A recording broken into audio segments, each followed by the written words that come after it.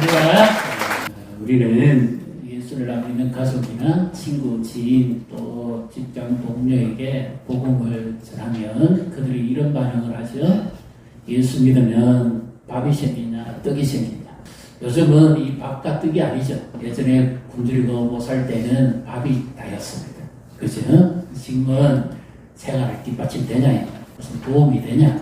그 다음에 어떤 사람은 더 직설적으로 대놓고 우리를 조롱하듯이 이렇게 말하기도 합니다. 하나님 봤냐? 하나님 보여줘봐라. 그러면 우리는 어떻게 말하죠? 그런데 우리 인생에 뜻하지 않는 어려운 일이나 현실적으로 난감한 일이나 질병이 찾아오면 우리 안에도 그와 같은 의문이 일어나기 시작합니다. 하나님 살아계신다는데 왜 내게 이런 일이 생기느냐?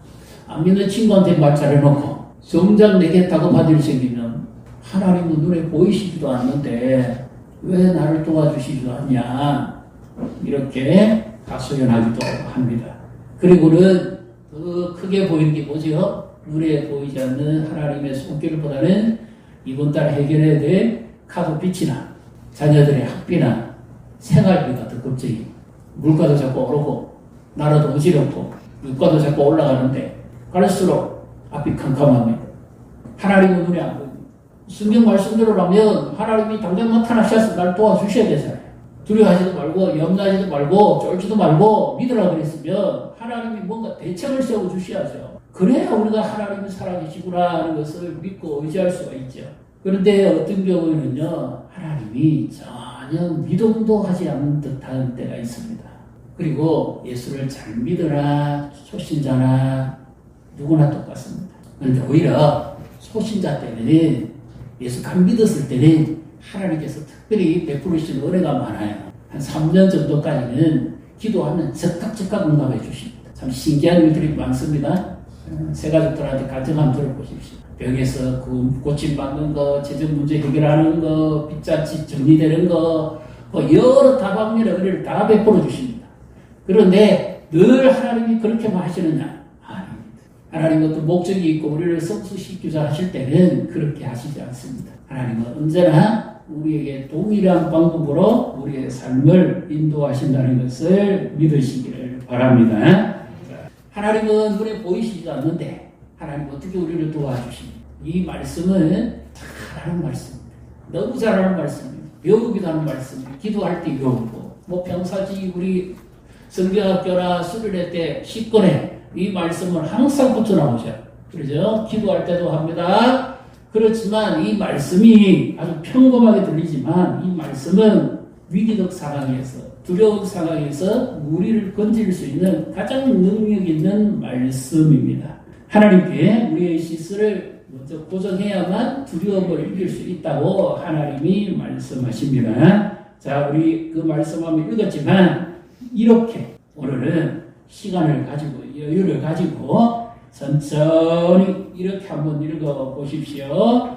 두려워하지 마라. 내가 너와 너 들어가는데 여기에 자기 이름을 넣으십시오. 너와 자기 이름, 너를 자기 이름 아시겠죠? 너를 도와줄 자기 이름, 너를 붙들리라 자기 이름 할 수 있겠지요? 네. 그러면 이 말씀은 내게 주시는 직접적인 말씀으로 됩니다. 한번 자기 이름을 넣고 누가 크게 부르는가 한번 불러보십시다. 자, 같이 읽습니다. 두려워하지 말라. 내가 주님과 함께 합니다. 하지 말라. 나는 군사기의 하나님이 됩니다. 내가 군사기를 세게 하리라. 참으로 군사기를 도와주리라. 참으로 나의 이름 오른손으로 군사기를 붙들리라. 아멘. 자, 성경을 이렇게 읽으니까 의감이 어떻습니까? 하나님 날 도와주실 것 같습니까? 네. 성경을 직접적으로 우리가 대입하는 말씀은 많지는 않습니다. 예를 들면 다른 자가 목을 매니까 너도 가서 그리 하라. 그러면 아주 큰일 납니다. 그러나 이 말씀은 직접적으로 우리에게 대입해 주시는 말씀입니다. 왜냐하면 우상숭배를 하고 하나님 멀리하고 타락했던 유대 말기에 하나님께서 바벨론이 곧 침공해 오는데 너희들은 두려워하지 말아라. 내가 함께 할 것이고 살 길을 열어줄 것이니까 나를 믿고 시선을 고정하라. 이렇게 말씀하시는 겁니다. 그래서 오늘 우리 현실에 있어서도 마찬가지입니다. 다 두려워. 예를 들면 저도 병원에 진료를 가게 되면 걱정이죠. 결과가 잘 나와야 될 텐데 이거 어떻게 이 병원이 만약에 자주 가게 되면 이 교회에 누를 끼치게 될 텐데 다 그렇습니다. 건강검진을 하든 치과 치료만 앞에도 걱정이 좀 되죠. 믿음이 좋든지 나쁘든지 초신자든지 누구든지 일반적인 걱정 우리는 다 합니다. 그런데 오늘 성경에서 말씀하는 이 걱정은 고립감을 말합니다. 내가 지금 현실적으로 당하는 위기가 있고 질병에 대한 걱정이 있고 현실에 재정의 어려움이 있고 이럴 때에 우리는 거둥지둥합니다. 누가 나를 도와줄 것인지 여기저기 이렇게 막 머리를 굴립니다. 이렇게 해야 될까? 저렇게 해야 될까? 머리를 확 굴리면서 스트레스 받고 밤에 잠을 못 자요. 그러면서 뜬 눈으로 지십니다. 이것이 바로 두려워한다는 겁니다. 두려워한다는 것은 단순한 감정만을 두려워한다는 게 아니고 어이구 시끄럽네 이거 아닙니다. 현실 고립감. 그래서 이 외롭고 현실의 위기 속에서 아무도 나를 도와줄 자가 없다는 마치 세상에 나 혼자 내 던져진 존재와 같이 느껴질 때 그때 가지는 고립감입니다. 왜냐하면 우리는 본능적으로 반응합니다. 그래서 당장 내 현실에 나타난 여기에 먼저 반응하게 돼 있어요. 내 통장의 잔고가 얼마나 많은가? 앞으로 생활은 가능할까? 내 노후는 어떻게 될까? 여러분 마음은 평안하십니까? 여유가 있으십니까? 제가 유독 기억나는 한 분의 성도님이 있습니다. 이분은요 집안 대대로 아주 특이한 질환을 가지고 있는 분입니다. 그래서 형이 먼저 이 병으로 세상을 떠났고 둘째 형마저도 세상을 떠났고 자기가 셋째 그리고 자기 밑에 동생이 또 하나 있어요. 남동생 단명하는 집안입니다. 희귀 질병이 의사도 어떻게 손을 못 펴고 줄줄이 그렇게 가니까 집안에서는 얼마나 두려운지 모릅니다. 이제 이 남동생이 또 이제 그런 증세가 나타났습니다. 그러니까 막 당황하죠. 어찌할 바를 모르죠. 그래서 이 집안에 대대로 내려오는 특징이 하나 있는데 뭐냐면 이상한 종파에 빠져요. 거기에 의지한. 그리고 이 두려움을 이기기 위해서 이 셋째 분이요. 밤마다 술을 먹어야 잠을 견디지를 못하니까. 이 날짜가 자기에게는 생명줄로 거꾸로 줄여오는 거죠. 그러니까 얼마나 두렵겠어요. 이건 현실적으로 그냥 막연하다고 생각하면 안 됩니다. 그런데 이분에게 정말 이제 정세가 나타났어요. 그러니까 얼마나 두렵겠어요.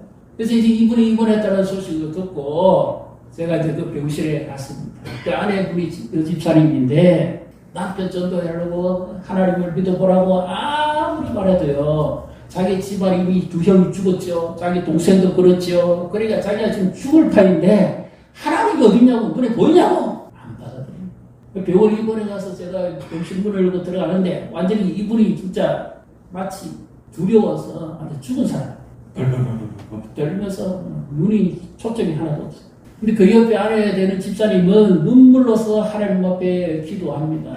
근데 제가 무슨 말로 위로를 해드려야 될지 몰라서 저도 모르게 이 말을 했어요. 나중에 어떤 일이 벌어질지도 모르고 위로하기 위해서 내드린 말씀이 집사님 너무 두려워하지 마세요. 그랬더니 이 여자사님이 어떻게 반응하는지 아십니까? 목사님! 첫째도 갖고 둘째도 갖고 이제 동생도 이러는데 내 앞에 죽게 생겼는데 내가 지금 두려워하지 않게 생겼어요. 그랬다면 내가 진짜 공경에 빠질 뻔했습니다. 그런데 이분이 이런 말을 했어요. 목사님 내가 두려워하지 않을 수는 없겠지만 두려움을 이기기 위해서 내가 몸부림을 한번 쳐보겠습니다. 제가 그 말을 듣고는요. 이 두려움이라는 게 막연한 두려움의 감정만은 아니구나. 이거는 정말 내가 극복해야 될 만한 아주 무겁고 힘든 현실이구나 하는 것을 제가 실감을 했습니다. 그래서 오늘도 이 말씀을 들으면요. 두려워하지 마라. 옳지고 두려워 안 하면 되지. 그런다고 해서 두려움이 없어질까요? 놀라지 마라. 놀라지 않으면 되지. 그것이 아닙니다. 그래서 이것을 극복하기 위한 믿음의 기술이 우리에게 좀 필요합니다. 두려움은 막연한 감정만은 아닙니다. C.S. 루이스가 쓴 순전한 기독교라는 책에 보면요. 믿음과 감정에 대해서 이 부분을 기술하고 있습니다. 그래서 그가 이렇게 표현합니다. 인간의 감정이라는 것은 마치 기후, 날씨와 같다. 날이 맑을 때 하늘이 깨끗하게 볼 때도 있고 비바람 칠 때도 있고 바람이 불 때도 있고 눈이 내릴 때도 있고 우중충할 때도 있고 흐릴 때도 있잖아요. 이처럼 인간의 감정이라는 것은 마치 우리가 기후와 같이 느껴진다는 말이죠. 특히 이 두렵고 위계적인 현실 속에서는 더더욱 이것이 우리의 마음을 지배합니다. 현실이 더 크게 보이는 거죠. 그래서 이것을 이길 수 있는 기술이 필요한데 그것이 뭔가 하면 그가 이렇게 표현을 해놨습니다. 우리의 감정이 어떻게 변하든 간에 우리의 이성으로 한번 받아들인 하나님의 진리의 말씀을 끝까지 붙들고 감정을 억누르는 것이다. 이렇게 되어 있어요. 두려움은 그냥 가만히 있다고 없어지는 거 아니에요. 하나님의 말씀으로서 내 감정을 억눌러야 됩니다. 지금 내가 느끼는 이 두려움과 막연한 현실은 기후예요. 언제 바뀔지 몰라요. 바람이 불고 어떻게 될지 몰라요. 그러나 영원히 변치 않는 하나님의 말씀은 진리인 줄 믿으시기를 바랍니다. 그래서 이 말씀이 나를 억눌러 줄 때만 우리가 이 감정을 이길 수 있는 겁니다. 하나님이 나의 반석이시고 나의 구원이시고 나의 힘이시라는 것을 우리가 그냥 지식적으로만 되뇌일 것이 아니고 이 말씀도 마찬가지. 이 말씀으로 오늘 우리에게 주신 이사야 40장 10절의 말씀으로 내가 확실히 내 감정을 짓누르고 하나님만이 나의 힘이다 하는 것을 분명히 믿고 의지할 때 하나님이 우리를 간섭하실 줄 믿으시기를 바랍니다. 자, 그러면 다 알음에도 불구하고 왜 이와 같은 은혜를 누리지 못할까요? 히브리서 4장 2절 우리 참고구절의 말씀을 우리 같이 읽습니다. 그들과 같이 우리도 복음 전함을 받은 자이나 들은 바 그 말씀이 그들에게 유익하지 못한 것은 듣는 자가 믿음과 결부시키지 아니함이라.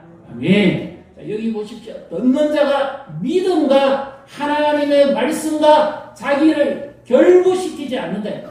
그냥 듣고 잊어버린다. 오늘 이 자리에서 그냥 방향 그냥 고개만 끄덕끄덕 하시면 아무런 믿음의 역사가 일어나지 않습니다. 내가 두려워하는 것이 뭔지, 걱정하는 게 뭔지 하나님의 말씀의 진리에 그것을 억눌러요. 그럴 때 전기가 접속되어서 불이 들어오듯이 하나님의 역사가 믿음 안에서 일어나는 줄 믿으시기를 바랍니다. 하나님 말씀을 믿는 우리에게 믿음을 일으켜 주셔야만 두려움을 이길 수가 있습니다. 믿음의 기술입니다. 예를 들면 이와 같습니다. 우리가 평상시에는 집에서 집밥을 먹습니다. 그렇죠? 엄마가 해준 거나 아내가 해준 집밥을 먹지요. 그런데 집안에 가족의 계획이 있거나 초청하거나 손님이 오거나 중요한 일이 있을 때는 어떻게 하지요? 사내 진미를 먹고 뷔페를 가고 스페셜 요리를 먹습니다. 맞지요? 근데 입맛이 없다 그래가지고 집에서 먹는 집밥을 안 먹어보십시오. 어떻게 됩니까? 매일 옛날에 우리 어렸을 때 이야기했지만 물이 없어서 콜라 마시고 밥이 없어서 샌드위치만 먹습니까? 아니죠. 병원에 실려가 영양실조를 합니다. 하나님의 말씀도 마찬가지입니다. 맛이 없어도 먹어야 돼요. 평상시 꾸역꾸역 집밥 먹는 그것이 내 건강을 유지하는 겁니다. 스페셜 요리는 한 번씩 하나님의 말씀을 지속적으로 먹지 않으면 내 영이 고래서 살아갈 수가 없어요. 두렵고 힘든 때에는 더더욱 그렇습니다. 자, 우리 성경을 한번 들어보십시오. 5손가락. 이 성경 안 뜨시고, 네, 5손가락. 하나님의 말씀을 생활해야 됩니다. 말씀이 내 안에 있어야 이 두려움을 억누르는 기술이 나타나죠. 이게 살아가는 실력이거든요. 자, 이 성경을 이렇게 한번 보십시오. 자, 읽는 거 잡힙니까? 안 잡히죠. 듣는 거 잡힙니까? 빼앗깁니다. 사탄이 틈타고 현실이 위급한 일에 새기면 그냥 말씀이 빠져버려요. 효력이 없습니다. 그 다음에 암송하는 거 3개 가지고도 안 됩니다. 그 다음 뭐죠? 묵상하는 거, 큐티하는 거, 필사하는 거 4개 가지고도 불완전합니다. 5째, 순종하는 거. 이것을 확실히 말씀을 붙들어야 이 말씀이 나를 붙든다는 사실을 믿으시기를 바랍니다. 그래서 이 5손가락의 말씀 생활을 해야 돼요. 매일 잠이 안 오시는 거는요. 저도 그러거든요. 성경 말씀을 읽어 보십시오. 참 특효야. 불면증이 없습니다. 말씀을 가까이 하십시오. 평상시에 내가 읽었던 말씀이 집밥입니다. 그 말씀의 능력이 나를 붙들어줘야 이 두려움이라는 현실과 감정을 내가 이길 수 있습니다. 그래서 하나님이 두려워하지 말라는 거는 다른 데 보지 말고 하나님께 시선을 고정하는 믿음은 하나님을 볼 때 나오는 줄 믿으시기를 바랍니다.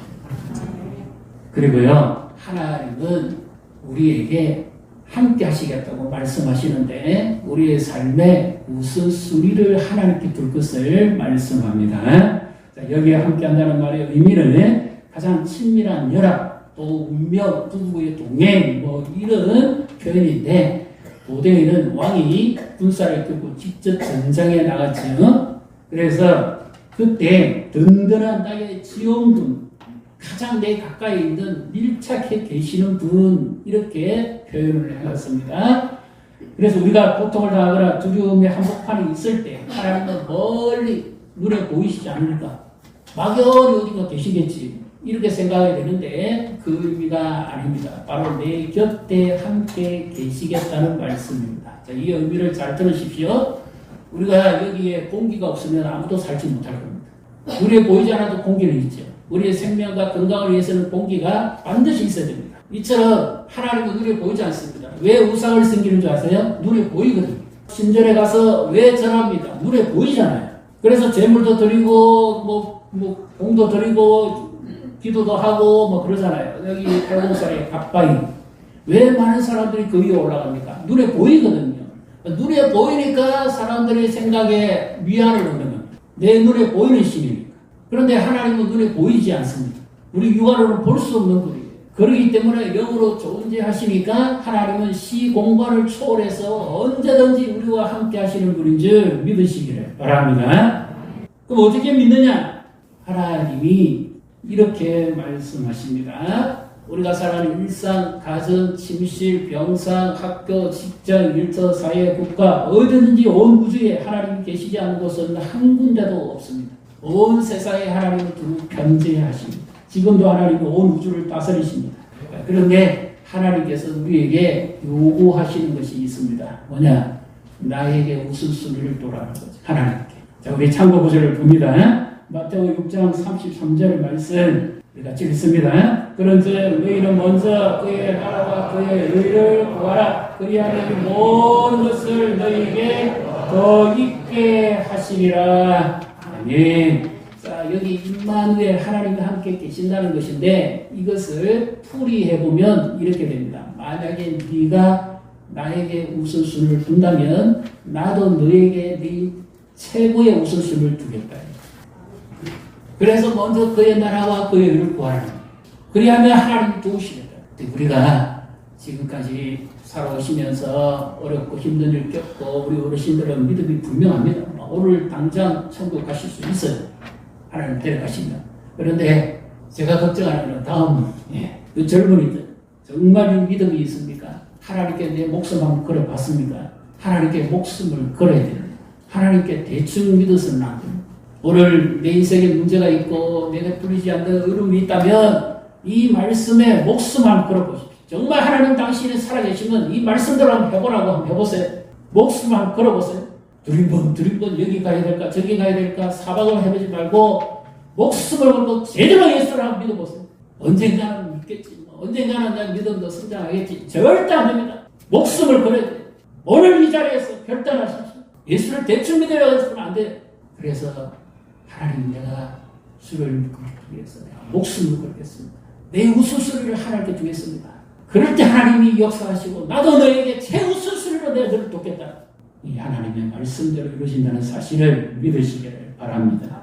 하나님 우리의 믿음의 태도와 중심을 다 보시는 분이에요.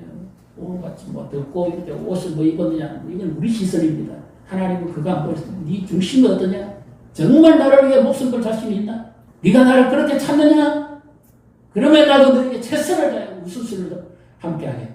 그 하나님은 우리의 기도를 들으시고 우리에게 힘을 주십니다. 감당할 수 있는 능력을 주십니다. 내가 너를 굳세게 하리라 참으로 너를 도와주리라 하는 이 말씀은 마치 이와 같은 표현입니다. 두려운 일이 있고 현실이 어려우면 우리는 무릎에 힘이 빠져요. 간절히 약해서 주저앉았거든요. 내 힘으로 일어설 힘이 없어요. 그래서 그때 하나님의 말씀을 의지하고 하나님께 기도할 때 맥없이 풀어버리신 우리의 관절과 무릎의 힘을 하나님이 영적으로 힘을 넣어준다. 마치 통증이 있어서 클리닉에 가서 주사를 맞으면 그 진통제로 인해서 고통이 사라지듯이 하나님의 말씀과 성령의 능력으로 영적인 진통이 클리닉 처방을 합니다. 그래서 새 힘을 하나님이 주신다는 거죠. 제가 앞에 서두에서 말씀드린 그분은 어떻게 됐을까요? 저 그런 결과가 일어날 줄은 몰랐습니다. 그분은요, 정말 의사도 죽어야 되는데 이상하게 계속 생명이 연장되어 가면서 열이 올랐다 내렸다 원인을 모릅니다. 정말 희귀한 질환이에요. 그래서 의사들도 나중에 수술하고 난 다음에는요, 원래 다 봉합을 하잖아요. 근데 이 봉합을 하지 않았어요. 얼마나 자주 열어야 되는지 몰라가지고 아예 철사로 이 부분을 깨가지고 뚜껑 열어놨어요. 또 무슨 일이 생기면 또 열어야 되니까. 그때마다 하나님 살려주십시오. 하나님이 살아계심을 보여주십시오. 남편이 하나님을 만나야 구원을 받고 또 시동생도 예수님 믿고 우리 자녀들 아버지 돌아가시면 하나님 살아계신다고 믿겠냐고. 하나님 앞에 죽기 살기로 매어달리고 눈물을 흘리면서 하나님 앞에 기도했습니다. 목숨을 걸었어요. 그랬더니요, 온 교회도 하나님의 영광을 가리지 마시고 하나님 살려달라고 기도했습니다. 어떻게 됐을 것 같습니까? 수술을 16번 했습니다. 의사들도 이거는 사람이 하는 일이 아니다. 우리가 고치는 것도 아니다. 원인을 모르겠다. 의술이 아니라는 거죠. 그러나 우리는 병원에 가서 수술도 해야 되고 약물 처방도 받아야 되고 도움을 받아야 됩니다. 기도만 한다면 안 됩니다. 중요합니다. 그러고는 계속 병원에 16번 수술을 받고요. 보수 상태도 경험하고 왔다 갔다 하면서 끝내 회복이 됐습니다. 하나님은 자신에게 최우선순위로 목숨을 걸고 기도할 때 하나님이 들으시고 응답하시는 분인 줄 믿으시기를 바랍니다. 우리가 기도할 때 하나님이 도와주십니다. 참으로 너를 도와준다. 사방에 적들에 둘러싸였을 때 아무도 나를 도와줄 힘이 없을 때 그때 지원군이 찾아와서 우리를 자유해 준다는 것. 이러는 빌립보서 4장 6절 7절의 말씀을 우리 같이 읽습니다. 아무것도 염려하지 말고 오직 모든 일에 기도와 간구와 구할 것을 감사함으로 하나님께 아뢰라. 그리하면 모든 지각에 변한 하나님의 평강이 그리스도 예수 안에서 너희 마음과 생각을 지키시리라. 아멘. 여기 이 말씀에는 중요한 하나의 결단이 필요합니다. 이제 그 6절을 한번 다시 보여주십시오. 우리 성경에는 잘 표현되지 않는데 원래 의미는 이렇습니다. 아무것도 염려하지 말고 뭐라고 되어 있죠? 다만 이래 되어 있죠. 그러나 원래 의미는 그렇지가 않습니다. 선택을 하라는 거예요. 모든 일에 기도와 간구를 하는 선택을 하라는 말입니다. 염려는 nothing, 아무것도 하지 말고 오직 선택을 해라. 기도해라. 자녀의 일이 걱정이 되거든 염려에 빠지지 말고 오히려 기도하는 것을 선택해라고 말해요. 빛이 걱정되거든 거기에 두려워하지 말고 하나님께 기도하기를 선택해라고 말해요. 그리하면 하나님께서 우리 마음에 평강을 주신다. 환경이 순간적으로 열리지 않아도 하나님이 마음에 평강을 주신다. 말씀을 믿고 기도하기를 선택을 하는 거죠. 어떤 분이요, 빛에 엄청난 고통을 겪었습니다. 친구도 떠나가고, 원래 그렇잖아요. 빛에 사소하면 다 도망가고 도와줄 사람 없잖아요. 난간에 서서 죽으려고 그랬습니다. 그런데 갑자기 하나님께서 이런 생각을 주십니다. 너 생명 너무 아깝지 않냐? 왜 그렇게 죽으려고 그래? 내가 너를 보고 있잖아. 그 소리를 듣고는 하나님 앞에 하나님 제가 죽을 줄 생각을 했지만 기도할 줄 몰랐습니다. 용서해 주십시오 하고 하나님 앞에 기도를 했습니다. 갑자기 하늘로부터 돈이 떨어지는 것도 아니고 은행 계좌에 갑자기 입금되는 건 그런 건 없었어요. 근데 환경은 달라지지 않았지만 하나님 마음에 평강을 주시는, 그리고 이로써 힘을 주시는, 기도하니까 하나님이 지금 나를 돕고 계시구나 위안을 얻고 하루를 성실하게 살아갑니다. 땀을 흘립니다. 수고를 몇 번이나 투잡을 뛰어야 됩니다. 그랬더니 하나님께서 조금씩 빛도 열어주시고 사람도 만나게 해주시고 문제도 해결되게 해주시고 다시 일어서게 만들어 주시는 거죠. 기적은 언제든지 있습니다. 그러나 그 기적이 내 생각만큼 이루어지지 않을 때가 많아요. 그래서 우리 믿음이 뒷받침돼야 돼요. 원하는 각오를 해야 됩니다. 원인은 모릅니다. 그러나 하나님은 반드시 나를 돕고 계시다는 것을 믿으시기를 바랍니다. 두려움이 찾아오고 죽고 싶은 것까지 생각이 찾아올 때마다 하나님이 마음을 막아주시고 못 들어오고 그리고 평강을 주시고 살아야 힘을 주시는 겁니다. 이제 마지막 하나님께 의지할 때 하나님은 절대로 내 손을 놓지 않고 붙들어 주십니다. 나의 오른손으로 너를 붙들리라 이렇게 말씀하고 있죠. 예를 들어서 아이와 아빠가 빙판길을 갑니다. 아기가 이런 말합니다. 아빠 여기 위험하니까 내가 아빠 손을 꼭 붙잡고 갈게. 그러다가 위험한 일 당하고 오십니까? 둘 다 넘어갑니다. 그러죠? 아니야. 네가 내 손 붙들고 가면 다쳐. 아빠가 너 손을 잡고 가야지. 어찌 네가 내 손을 붙들니? 그래서 이 아빠가 아이 손을 꼭 붙잡니다. 가다가 미끄러질 것 같으면 어떻게 해요? 아빠가 즉시 이렇게 해가지고 자기 품에 안으면 됩니다. 신앙도 마찬가지입니다. 내가 하나님 손 붙들고 가면 언제든지 어렵고 힘든 일이 있으면 이 손 나와버려야 됩니다. 다른 데 보면 하나님이 내 손을 붙들고 있으면 결코 나를 놓지 않는 줄 믿으시기를 바랍니다. 어떤 상황 속에서도 하나님의 그 능력의 손으로 나를 붙들고 결코 놓지 않는다는 사실을 믿으시기를 바랍니다. 자, 우리 이사야 49장 14절 16절 말씀을 참고 구절을 같이 읽습니다. 오직 시온이 여기를 여호와께서 나를 버리시며 주께서 나를 잊으셨다 하였거니와 여인이 어찌 젖먹은 자식을 잃겠으며 자기 태에서 난 아들을 긍휼히 여기지 않겠느냐. 그들은 혹시 잊을지라도 나는 너를 잊지 아니할 것이라.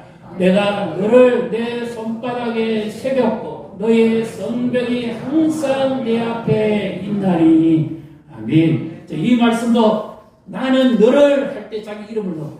그리고 내가 너를 그 이름을 내 이름을 손바닥에 새겨. 옛날에 우리 요즘은 스마트폰도 있고 뭐 특이한 폰 많잖아요. 그런데 옛날에 공중전화에 줄 서서 전화할 때 아닙니까? 요즘처럼 뭐 이런 게 있습니까? 없잖아요. 급하게 중요한 거 적으려면 어떻게 해요? 손바닥에 연필 침 맞아가면서 이렇게 막 적잖아요. 왜 안 잊어버리기 위해서. 잊어버리면 손등에도 막 적어 집에 가서 적시 뺏겨야죠. 그때는 귀중하단 말입니다. 하나님이 절대 내가 너를 잊지 않는다. 내 손바닥 안에 새겼다. 내가 너를 반드시 붙든다. 이 말씀입니다. 그래서 오늘 목장 모임하시면서도 이사야 41장 10절을 암송하십시오. 외우십시오. 자기 이름을 놓고 한번 읽어보십시오. 이번 한 주간 이 말씀을 계속 내 이름을 놓고 읽어보십시오. 그리고 이사야 49장 14절 16절에도 내 이름을 놓고 한번 읽어보십시오.